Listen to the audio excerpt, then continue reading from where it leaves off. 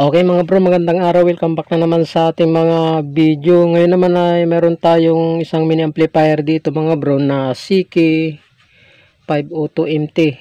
Ayan, titignan natin yung kanyang laman dahil sinubukan natin mag-order sa online shop. Kasi may nakita tayong ganito. Ayos na ayos daw, malakas daw yung kanyang tunog at malinaw daw.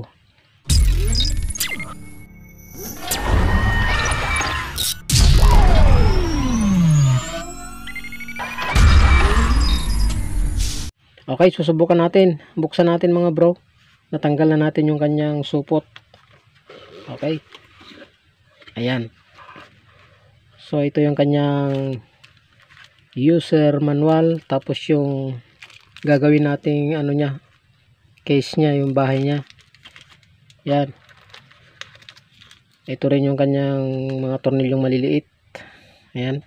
Pangtukod dun sa ano niya. Gagawing takip. Ito naman yung ano niya, mga pihitan. Tapos yung jack niya, heatsink panglagay sa IC ng kanyang amplifier. Tapos meron siyang maliit na Phillips screw. Ayan, bali ito na yung mini amplifier natin. Ayan. So, sinubukan din nating bumili sa online shop mga bro at ilalagay natin sa ating tricycle. Ayan. Malakas daw ito, sabi ng mga umorder. Okay, buksan natin. Ayan o. Ayan, bali ang laki siguro nito mga bro, itong pinaka board niya ay sabihin na natin nasa 3.5 inches. Tapos dito naman 2.5 inches. Ayan. So bali ang supply niya mga bro ay ayan o, 9 volt to 24 volt. Ayan, yung kanyang supply. Ayan, ito naman yung kanyang left na speaker. Ayan, positive at negative. Tapos right na speaker, positive at negative. Ito naman yung kanyang auxiliary in, audio in. Ayan. So dito naman sa kanyang pihitan mga bro ay ito naman yung kanyang volume. Ayan, volume. Tapos bass saka treble. Ayan. So meron siyang dalawang capacitor. Ayan o. 470 microfarad, 35 volt. Bali ito yung pinaka kanya mga bro, IC amplifier niya. Ayan o. Maliit lang siya pero titignan natin yung kanyang bagsik ng kanyang tunog. Ayan. Okay. Susubukan natin kung mga bro, supplyan. Yan, bali meron siyang power indicator dito. Yan, ito yung kanyang switch volume. Okay, subukan nga natin lagyan ng speaker mga bro. Yan, luwagan natin tong ano. Kunin natin tong screw na maliit.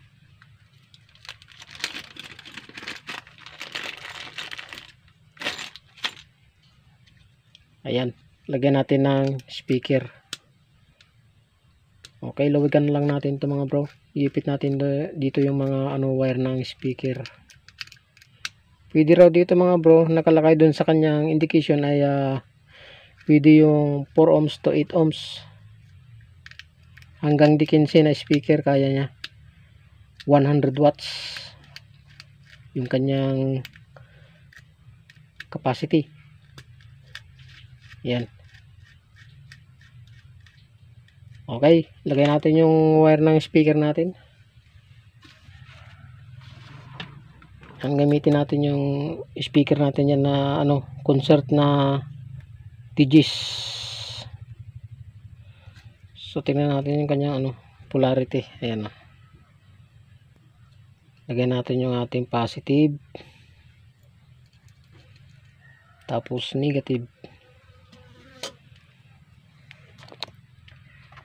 Okay, ilagay natin.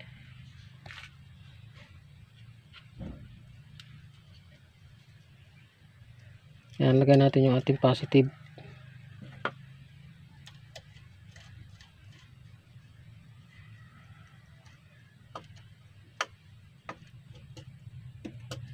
Yan, lagyan naman natin yung kanyang negative. Susubukan natin yung kanyang lakas.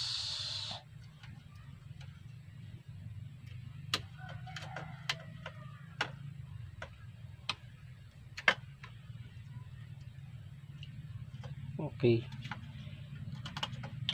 Okay, lagyan naman natin yung ano sa kabilang channel niya.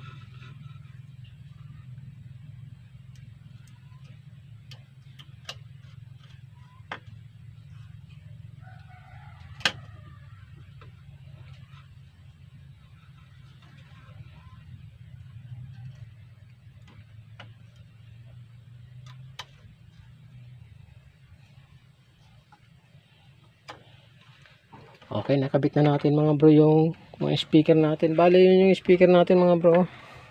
Ayan. Concert na Digis. Dalawa yan. Left and right. Okay. Ang susunod naman mga bro, ikabit natin yung kanyang heatsink bago natin supplyan para ano hindi siya mag-overheat. Hindi mag-overheat yung kanyang IC. Para ano kapag tumugtog dito pupunta yung init ng kanyang IC. Tanggalin natin to.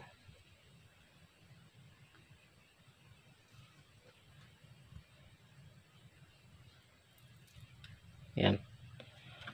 Tapos idikit natin dito mga bro. To. Okay, dikit natin. Lapat lang natin. Ayan.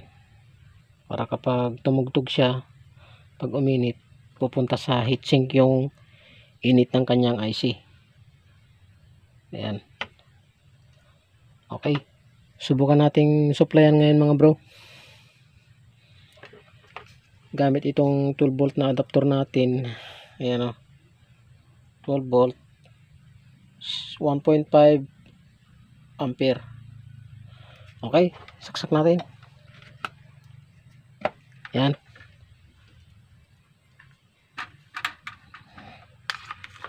Tapos saksak natin dito. Okay, subukan natin i-power. Ayun. Nag-power siya oh. Okay, subukan natin i-bluetooth dito mga bro sa pinagbibideo natin. Yan. Sandali lang mga bro at i-kukonek natin. Okay, na i-connect na natin mga bro. Subukan nating i-play ngayon. Dali lang. Yan. Subukan nating i-play. Sus, ganda ng tunog mga bro ah.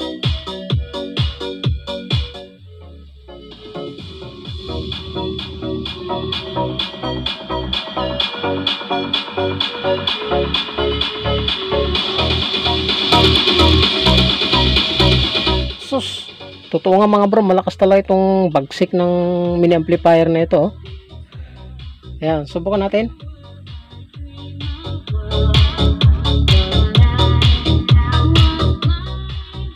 Napakaliit mga bro, pero talagang totoo yung bagsik ng kanyang lagabog. Ayan o. Yan yung speaker natin o. Ayan, 10 inches na concert. Tapos yung isa naman, ito yung Twitter natin oh. Ayan. Okay, subukan natin i-volume ngayon. Oh. So, grabe.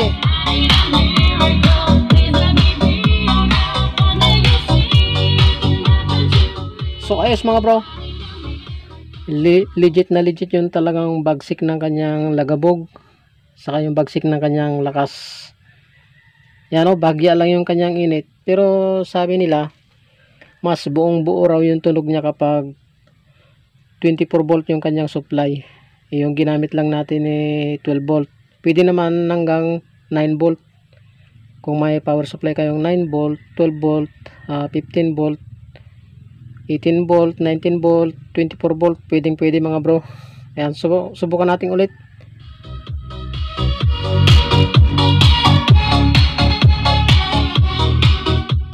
So ayos mga bro.